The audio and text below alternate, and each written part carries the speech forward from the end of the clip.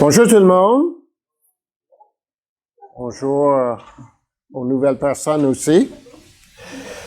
S'il vous plaît, tournez dans le livre de Genèse, le premier livre de la Bible, et le chapitre 18.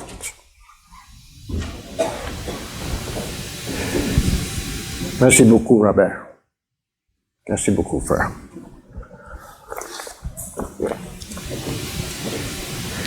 Prions et nous commençons.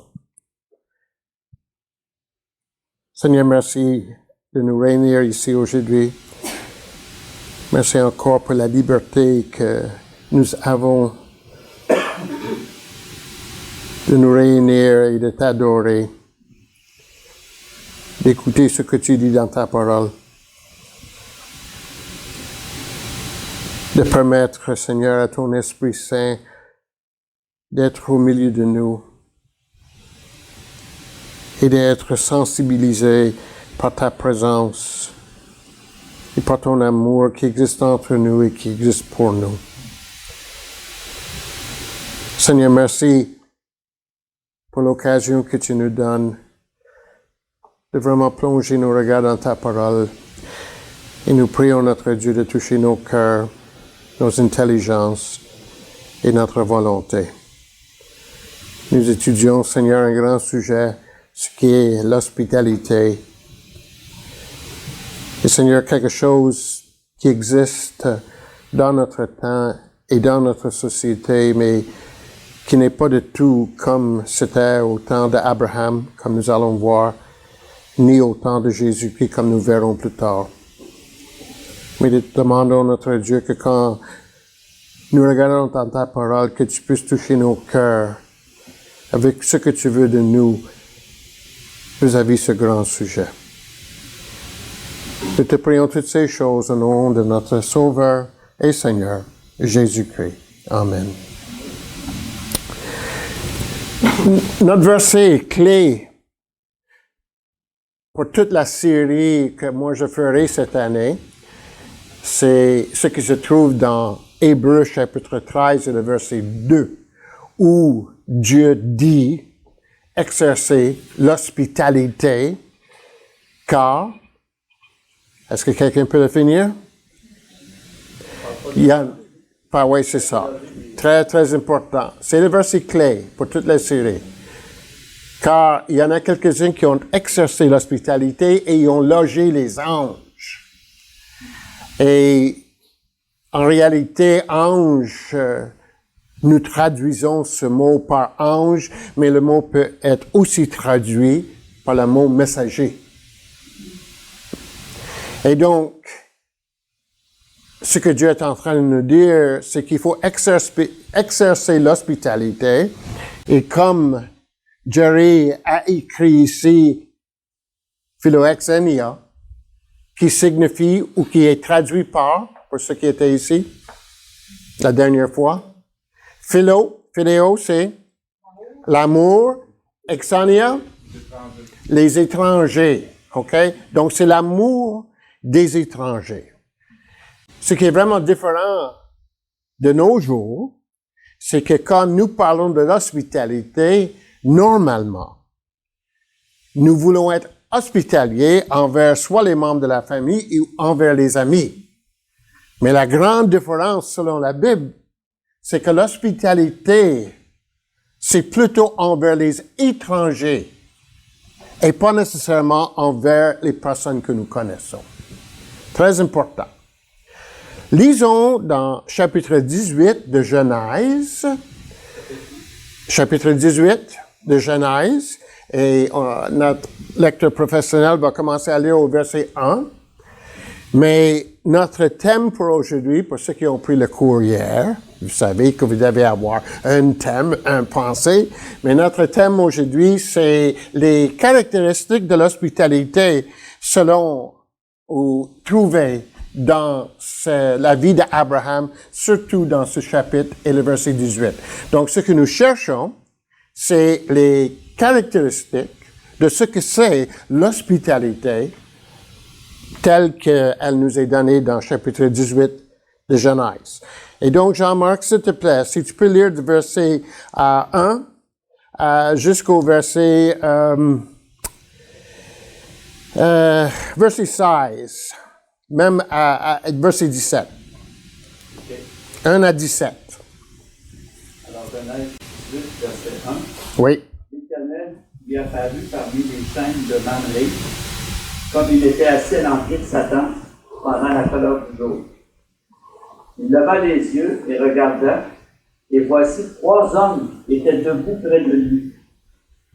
Quand il les vit, il courut au-devant d'eux, depuis l'entrée de Satan, et se prosterna à terre. Et il dit, Seigneur, si j'ai trouvé grâce à tes yeux, ne passe point, je te prie, loin de ton serviteur. Permettez qu'on apporte un peu d'eau pour vous laver les pieds et reposez-vous sous cet arbre. J'irai prendre un morceau de pain pour fortifier votre cœur, après quoi vous continuerez votre route, car c'est pour cela que vous passez près de votre serviteur. Ils répondirent, fais comme tu l'as dit. Abraham alla promptement dans sa tente vers Sarah et il dit, vite, 3 mesures de fleurs de farine, pétris et fais des gâteaux. Et Abraham courut à son troupeau, prit un veau tendre et bon et le donna à un serviteur qui se hâta de l'apprêter. Il prit encore de la crème et du lait avec le veau qu'on avait apprêté et il les mit devant eux. Il se tint lui-même à leur côté sous l'arbre et ils mangèrent. Alors il lui dit, où est Sarah, ta femme? Il répondit, elle est là, dans la tente. L'un d'entre eux dit, je reviendrai vers toi à cette même époque, et voici, Sarah, ta femme, aura un fils. Sarah écoutait à l'entrée de la tente qui était derrière lui. Abraham et Sarah étaient vieux, avancés en âge, et Sarah ne pouvait plus espérer avoir d'enfant. Elle rit en elle-même, en disant, maintenant que je suis vieille, aurais-je encore des désirs? Mon Seigneur aussi est vieux. L'Éternel dit à Abraham, pourquoi donc Sarah a-t-elle ri en disant, est-ce que vraiment j'aurai un enfant, moi qui suis vieille? Y a-t-il rien qui soit étonnant de la part de l'Éternel? Au temps fixé, je reviendrai vers toi à cette même époque et Sarah aura un fils. Sarah mentit en disant, je n'ai pas ri, car elle eut peur, mais il dit au contraire, tu as ri. Les hommes se levèrent pour partir et ils regardèrent du côté de Sodome. Abraham alla avec eux pour les accompagner. Alors l'Éternel dit, cacherai-je à Abraham ce que je dois faire? OK, merci. Donc, les caractéristiques de ce que c'est l'hospitalité selon ce passage que nous venons de lire. Première caractéristique, c'est d'avoir un présupposé de ce qui peut être merveilleux dans nos vies. Un présupposé de ce que Dieu peut faire comme merveilleux dans nos vies. Première chose que nous voyons, les premiers 4 mots dans le chapitre 18, c'est quoi? Pardon? Oui, c'est ça. The Lord appeared. L'Éternel apparut à Abraham. Est-ce que, après avoir lu ce chapitre, pensez-vous qu'Abraham s'attendait que Dieu fasse quelque chose ce jour-là? Non, pas du tout. Dieu a décidé, à un moment donné, de se révéler à Abraham. Hey, tout d'un coup, j'ai réalisé que Janice est là. Où est Jerry? Il est là. OK. Oh, pardonnez-moi. OK. Oui, là, tu peux jouer un autre rôle aujourd'hui. Pardonnez-moi. Notre verset clé dit qu'il y en a ceux qui ont pratiqué l'hospitalité et en le faisant, ils ont hébergé les anges, les messagers de Dieu. Vous savez, aujourd'hui, Dieu encore, je crois, peut apparaître dans nos vies d'une façon merveilleuse.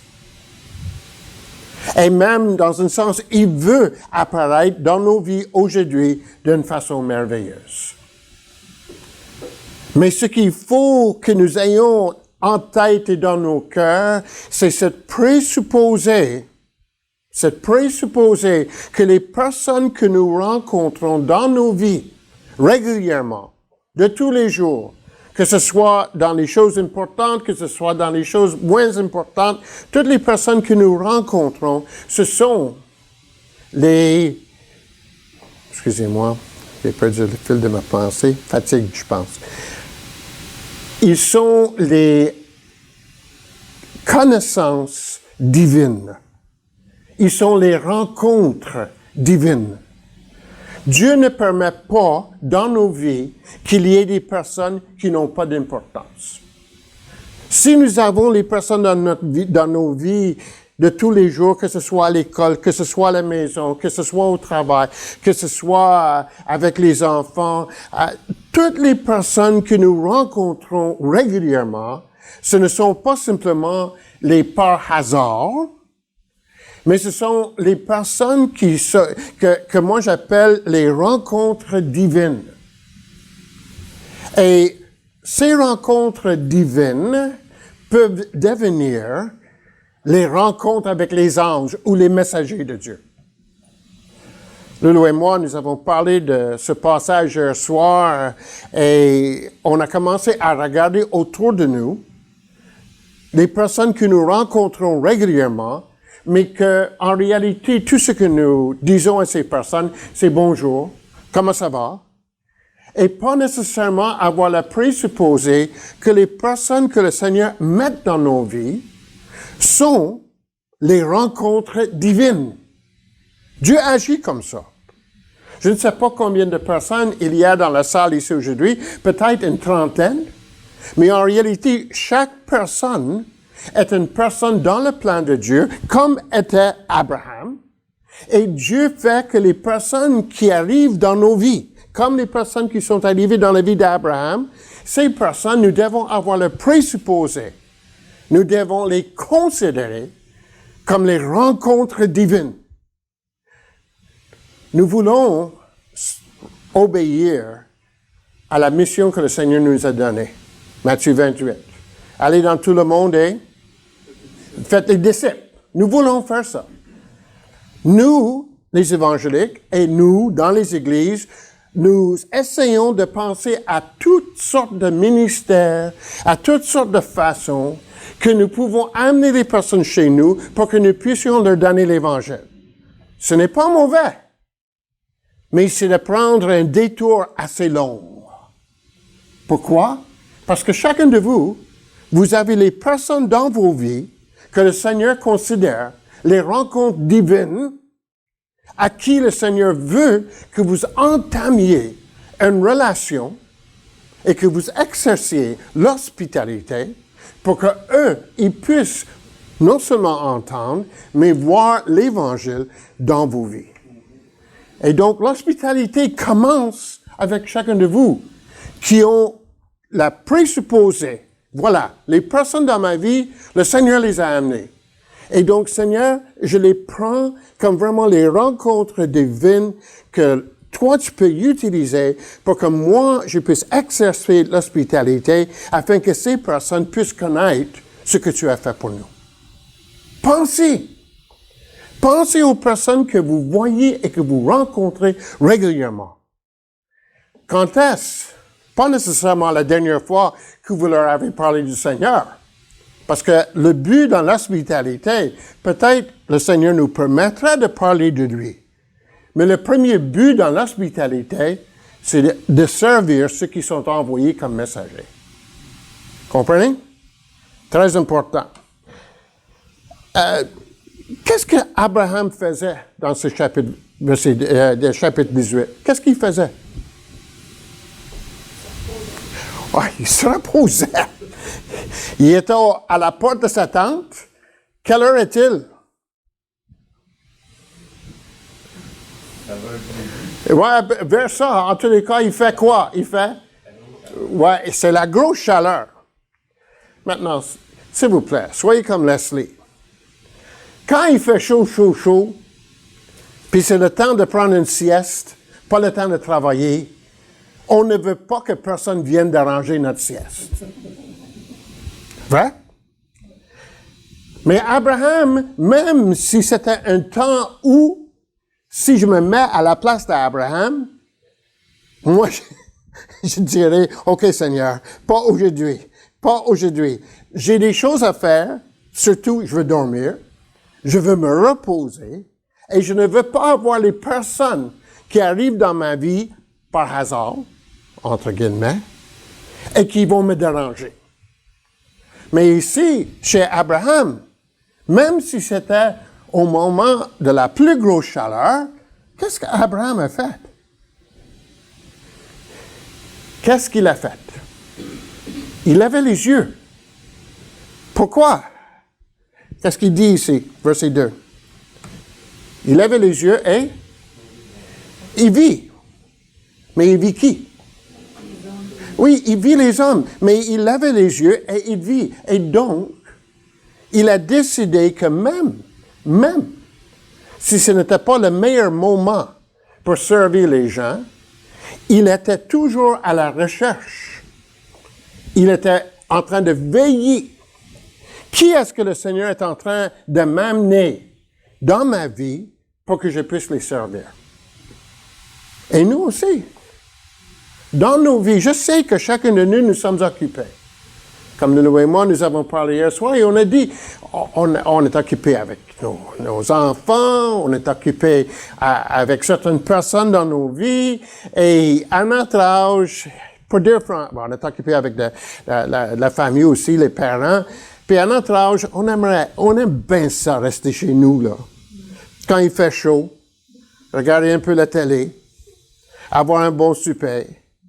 Puis en réalité, nous ne sommes pas à la recherche des personnes qui sont autour de nous, de lever les yeux et de voir, mais qui est-ce que Seigneur?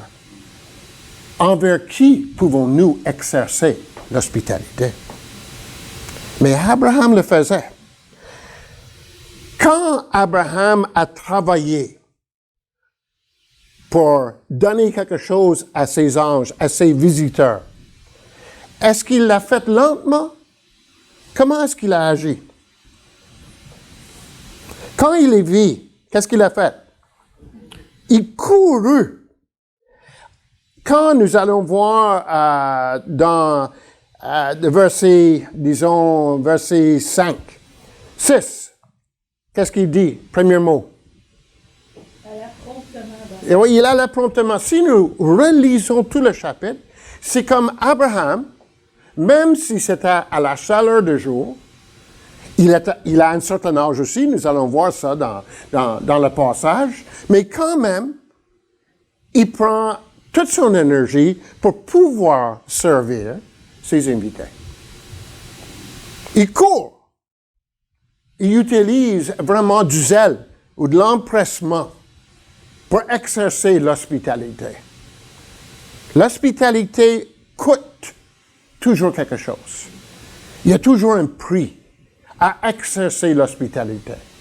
Mais qu'est-ce que vous pensez que ces gens, les visiteurs, ont pensé quand ils ont vu Abraham agir de la sorte? Voilà, ce monsieur, il sait vraiment comment exercer l'hospitalité. Pourquoi? Parce qu'il était prêt à payer le prix et faire tout, agir contre ce qui était normal pour pouvoir les servir.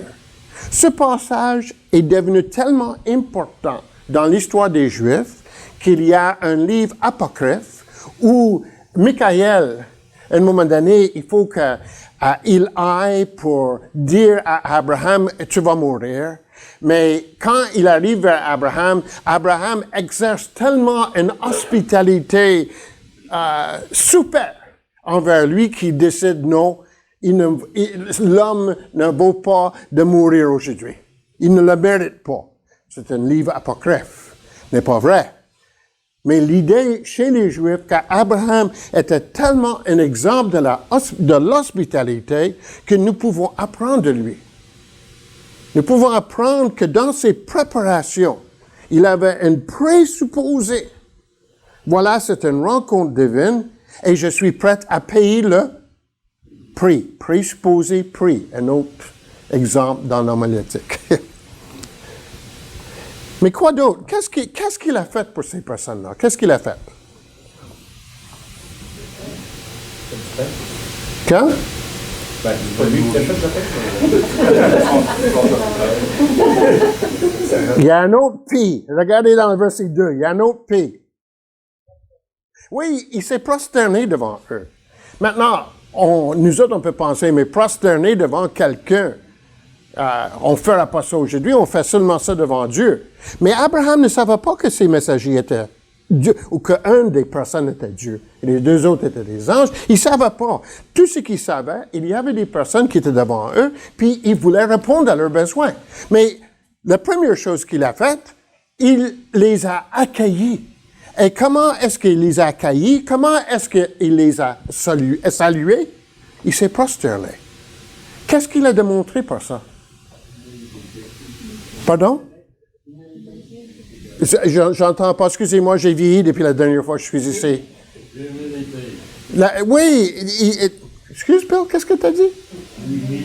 D'humilité, oui, c'est bon, ok. Humilité. Prosterner veut dire, je les accueille, mais je les accueille pas comme les personnes qui ne vont pas être il ne faut pas qu'on les accueille comme il faut les accueillir de la meilleure façon. Il faut leur montrer que nous les considérons très, très importants.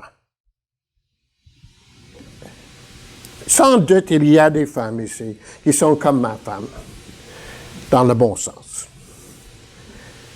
Quand les invités arrivent chez nous, on a 4 sortes de vaisselle.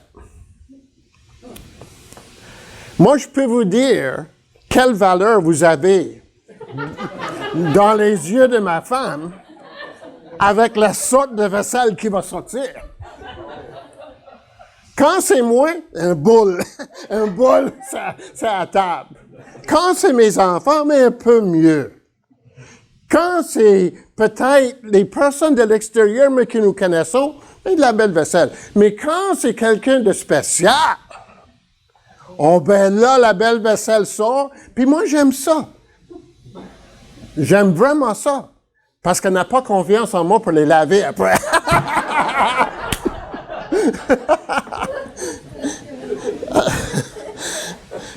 Donc, ici nous voyons qu'Abraham a démontré vraiment une attitude d'humilité, comme Bill disait, envers ses messagers. On a démontré qu'ils étaient spéciaux. Quand moi, je vais aller chez quelqu'un, je me rappellerai toujours, un moment donné, Loulou et moi, on était dans une église anglaise dans l'ouest de la ville de Montréal. Et on était des nouveaux venus. Mais il y a une famille grecque qui nous a invités. Ils ne nous connaissaient pas, donc on était comme des étrangers, même s'ils nous avaient vus à l'église. Ils nous ont invités pour leur repas de Pâques. Est-ce que vous avez déjà été chez un grec pour le repas de Pâques? Oh my! Oh my! C'est là où j'ai gagné ça. Vraiment, c'est quelque chose, mais j'étais tellement émerveillé de la préparation et de la façon qu'on a été reçus. Comme nous autres, on était des membres de la famille et qu'il n'y avait rien qui n'était pas prêt à nous donner. L'autre fois que j'ai vécu ça d'une façon extraordinaire, c'était quand je sortais avec Louise, puis elle avait un ami, la famille venait de Marseille, qui venait de Marseille. Vous savez, il parlait comme il y avait des boules dans la bouche, là. Et ils nous ont invités pour aller chez eux, et ils n'arrêtaient pas de me dire, mais Leslie, est-ce que tu veux avoir ça? Leslie, est-ce que tu veux avoir ça? Leslie, que tu veux avoir ça? Même quand ils ont sorti les apéritifs, vous savez, ce n'était pas du cognac, disons, de 2000, je ne sais pas quoi. C'était du cognac qui est sorti de la cuve à vin de Napoléon. Vous comprenez? Et donc, nous autres, on était là, mais on a réalisé, on s'est senti comme vraiment, on était apprécié, pas simplement comme de la visite, mais comme de la visite spéciale. Quoi d'autre qu'il a fait à Abraham?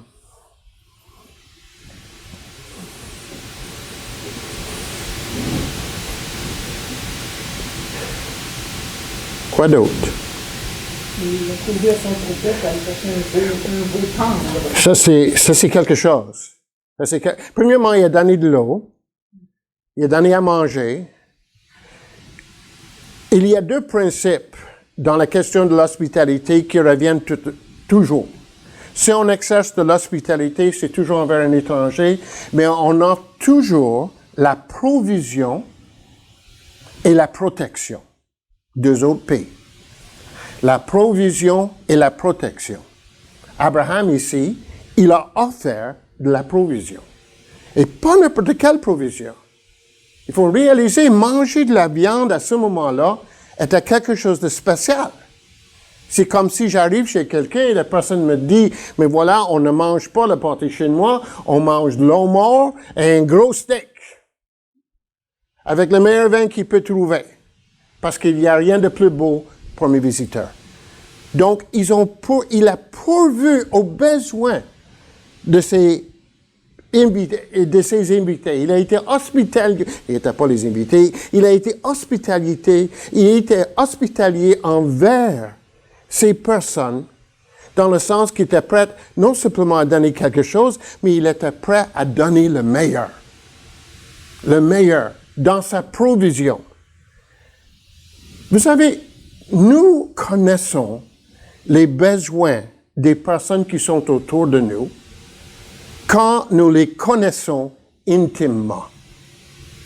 Mais nous les connaîtrons intimement seulement quand ils réalisent qu'ils sont les personnes très, très importantes pour nous.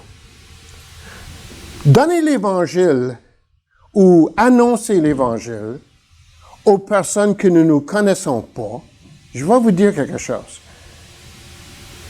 C'est comme tirer avec un shotgun.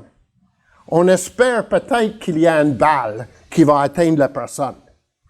Mais il y a 50 autres balles qui vont tout partout. Quand nous annonçons l'Évangile à quelqu'un, il est mieux d'utiliser une balle, mais qui atteigne son cible dans le cœur de la personne. Le cœur de la personne n'ouvre pas, à moins que la personne réalise, sait de tout son cœur qu'elles sont importantes pour nous. Et donc, quand nous voulons leur donner quelque chose, ils réalisent que ce que nous voulons leur offrir, c'est quelque chose d'important. Mais non seulement provision, mais aussi protection. Nous ne voyons pas nécessairement ça ici dans l'histoire d'Abraham, mais nous le voyons dans l'histoire négative de Lot. Parce que Lot aussi, il a exercé l'hospitalité. Est-ce que vous connaissez l'histoire de Lot? Quand les anges sont arrivés chez eux, qu'est-ce que les gens de la ville voulaient faire? Ils voulaient les amener et les violer, peut-être les voler et les violer. C'était horrible la façon que la ville a agi comme hospitalier envers les anges. Et ce qui est arrivé, c'est que Dieu les a jugés. Il les a jugés. Mais Lot a dit aux personnes de la ville, écoutez, j'ai 2 filles ici, prenez mes filles au lieu de prendre les visiteurs, ceux à qui j'ai exercé l'hospitalité. Prenez mes filles, utilisez mes filles comme vous voulez, mais ne touchez pas à ceux à qui j'ai offert l'hospitalité. Pensez à cela. Et donc, Lot a protégé ceux envers qui il a exercé l'hospitalité. Et quand nous exerçons l'hospitalité envers les étrangers, ce qui arrive, c'est que nous développons une relation d'intimité avec eux parce que nous leur permettons d'entrer dans notre famille. Le but de l'hospitalité, c'est que la personne ne reste plus un étranger, mais que la personne devienne un membre de la famille. Ça, c'est le but. Mais ça commence en exerçant l'hospitalité.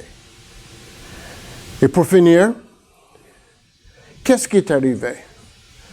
Mais Dieu, parce que Abraham a exercé une telle hospitalité, Dieu a révélé à Abraham que dans pas longtemps, il était pour lui donner son fils, l'héritier. Quand nous agissons envers ceux qui nous considérons les étrangers avec de l'hospitalité, c'est incroyable qu'est-ce que Dieu peut nous révéler, à nous individuellement, en famille et en Église, par rapport à son dessein pour nous. Le dessein d'Abraham était pour avoir l'héritier.